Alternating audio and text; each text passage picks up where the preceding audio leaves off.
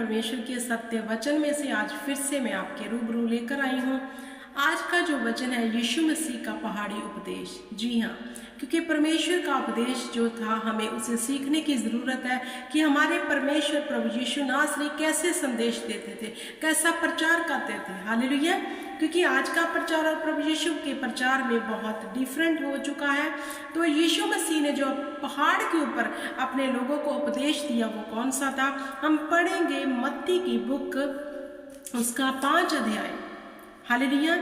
वह इस भीड़ को देखकर पहाड़ पर चढ़ गया और जब बैठ गया तो उसके चेले उसके पास आए और वह अपना मुंह खोलकर उन्हें यह उपदेश देने लगा, धन्य है वह जो मन के दीन है, क्योंकि स्वर्ग के राज्य उन्हीं का है।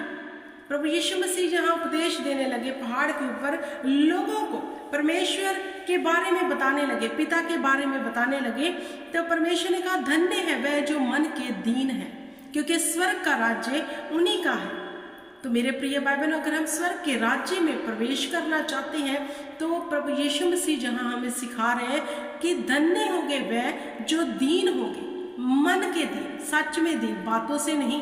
क्योंकि बातों से तो हम बहुत अच्छे बनने की कोशिश करते हैं, लेकिन परमेश्वर कहता है धन्य है वह जो मन के दीन है, क्योंकि स्वर्ग का राज्य आप ही का होगा। फिर आपसे परमेश्वर के राज्य को कोई छीन नहीं सकता।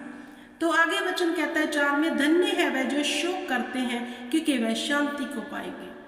मेरे प्रिय भाई बहनों, आज अगर आपने परमेश्वर को जान लिया फिर भी आपके जीवन में कुछ ऐसी परिस्थितियां बनी हुई हैं, निराशा में है, लेकिन आप परमेश्वर के साथ खड़े और अड़े हैं, उन परिस्थितियों को देखते नहीं, लेकिन सिर्फ अपना चित्त परमेश्वर के वचन पे लगाया और उसी को पूरा करने में दिन रात रहते हो और परमेश्वर का धन्यवाद करते हो, तो परमेश्वर कहते हैं धन्य आप। अगर आप शोक करोगे अपनी परिस्थितियों के कारण लेकिन परमेश्वर को कभी नहीं छोड़ोगे, तो परमेश्वर कहते हैं धन्य होगे जो शोक करते, क्योंकि वह शांति को पाएंगे।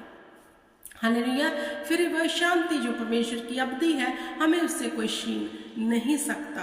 नहीं तो बहुत सारे लोग हैं तो थोड़ी सी परिस्थिति आती घबरा जाते हैं, कुड़कुड़ाने लग जाते हैं, लेकिन प्रभु यीशु कहते हैं धन्य है वह जो शोक करते हैं, क्योंकि वह शांति को पाएंगे। तो आगे वचन कहता है 5 में, धन्य है वह जो नम्र है, क्योंकि वह पृथ्वी के अधिकारी होंगे। मेरे प्रिय बाइबल जहाँ प्रभु यीशु मसीह क्या प्रचार कर रहे हैं, धन्य है वह जो नम्र है, मतलब हमें नम्र बनना है, अपने मन में हमें दीनताई दिखानी है, नम्र बन के रहना है, हमेशा अपने जीवन में नम्रताई को लेकर आना है। घमंड हमारे जीवन का कभी हिस्सा ना रहे।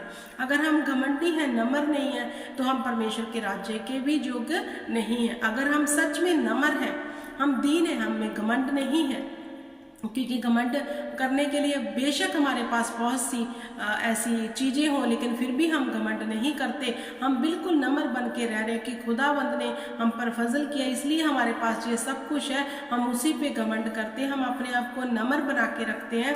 तो परमेश्वर कहते हैं तुम पृथ्वी के अधिकारी हो गए। इट मीन्स आप पृथ्वी पर बहुत और आशीषों को भागीदार हो जाओगे, क्योंकि जो घमंड कर लेता है, जो उसके पास होता है वो भी चला जाता है, क्योंकि उसने क्या घमंड कर लिया। हमें घमंड करना है तो परमेश्वर के ऊपर करना है। आगे वचन कहता है धन्य है वह जो धर्म के भूखे और प्यासे हैं, क्योंकि वह तृप्त किए जाएंगे। अगर आप परमेश्वर के लिए भूखे और प्यासे हैं और उसके राज्य के लिए कोई काम करना चाहते हैं और रूहों को बचाना चाहते हैं, आपको पता है परमेश्वर कहते हैं आप तृप्त किए जाओगे। आपको हर वो चीज परमेश्वर आशीष देगा, वो आत्मिक दानों वरदानों से परमेश्वर आपको और भर देगा। अगर आप परमेश्वर को प्यास दिखा रहे हो, किन लोगों के जीवन में परमेश्वर अपने दान और वरदान देता है, जो भूखे और प्यासे हैं, फिर वह तृप्त किए जाएंगे, उन्हें शांति मिलेगी कि नहीं खुदावंद हमारे साथ है, वो काम कर रहा है। हालेलुया। आगे वचन कहता है धन्य है वह जो दयावंत है, क्योंकि उन पर दया की जाएगी। अगर हम दया करने वाले हैं तो मेरे प्रिय भाई बहनों, परमेश्वर वचन यूँ सिखाता है फिर आप पर भी दया की जाएगी। अगर हम दया करने वाले नहीं हैं तो हम पर भी दया नहीं होगी। तो हमें अपने जीवन में ये देखने की ज़रूरत है, अगर हमारे पास कोई ऐसा शख्स आता है, हमसे कुछ मांगता है, अगर हमने उस पर तरस खा के उसे वो चीज़ नहीं दी तो हम दया करने वाले नहीं हैं। तो परमेश्वर कहते हैं अगर तुम दया करने वाले हो तो तुम पर भी दया की जाएगी। अगर हम चाहते हैं स्वर्ग का परमेश्वर हम पर दया करे, तो हमें भी उन गरीबों मजलूमों की मदद और सहायता करने वाले होने चाहिए, अगर हम परमेश्वर की दया को अपने जीवन में चाहते हैं तो। हालेलुया। आगे वचन कहता है धन्य है वह जिनके मन शुद्ध हैं क्योंकि वह परमेश्वर को देखेंगे। अगर हमारे मन शुद्ध हैं, हम अपने शब्दों से तो अपने आप को बहुत अच्छा बनाते हैं, लेकिन हमारा अंदर जो है वो अच्छा नहीं है, वो परमेश्वर को भाता नहीं। अगर हमारे मन शुद्ध है तो आप परमेश्वर को देखेंगे। हालेलुया। तो परमेश्वर चाहते हैं हम अपने मनों को शुद्ध रखें, क्योंकि मन में बुरे विचार आते हैं, मन में बुरी कल्पनाएं आती हैं। तो इन बुरी कल्पनाएं ना आए, अच्छे विचार रहे, हमें परमेश्वर के साथ जुड़े रहना चाहिए। तो परमेश्वर कहता है धन्य है वह जिनके मन शुद्ध है क्योंकि वही परमेश्वर को देखेंगे। हालेलुया। आगे वचन कहता है धन्य है वह जो मेल करवाने वाले हैं क्योंकि वह परमेश्वर के पुत्र कहलाएंगे।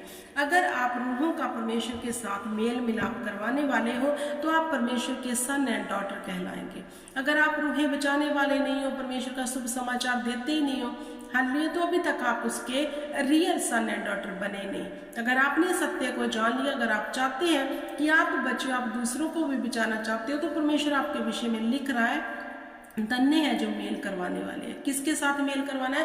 परमेश्वर के साथ। अगर हम परमेश्वर के साथ रूहों का मेल करवाने वाले हैं तो परमेश्वर कहते हैं आप मेरे पुत्र कहलाओगे। आगे वचन कहता है धन्य हो तुम जब मनुष्य मेरे कारण तुम्हारी निंदा करे और तुम्हें सताए, झूठ बोलकर विरोध में और सब प्रकार की बुरी बातें कहे। परमेश्वर कहता है तब दुखी मत होना अगर लोग मेरे कारण तुम्हें सता रहे हैं, जैसे सतावा रहा है मसीह लोगों के ऊपर। तो परमेश्वर कहता है दुखी मत होना, धन्य हो तुम अगर तुम मेरे कारण सताए जा रहे हो तो। हालेलुया। तो आगे वचन कहता तब आनंद और मगन होना क्योंकि तुम्हारे लिए स्वर्ग में बड़ा प्रतिफल होगा, इसके लिए कि उन्होंने सब भविष्यवक्ताओं को तुमसे पहले इसी रीति से सताया था। अगर हमारे जीवन में परमेश्वर के कारण सताव आ रहा है, परमेश्वर के कारण हमें लोग सता रहे हैं, हमें दुखी और निराश नहीं होना वरन आनंद मनाना है, क्योंकि परमेश्वर कहता है तुमसे पहले भविष्यवक्ताओं को भी उन्होंने ऐसे ही सताया था।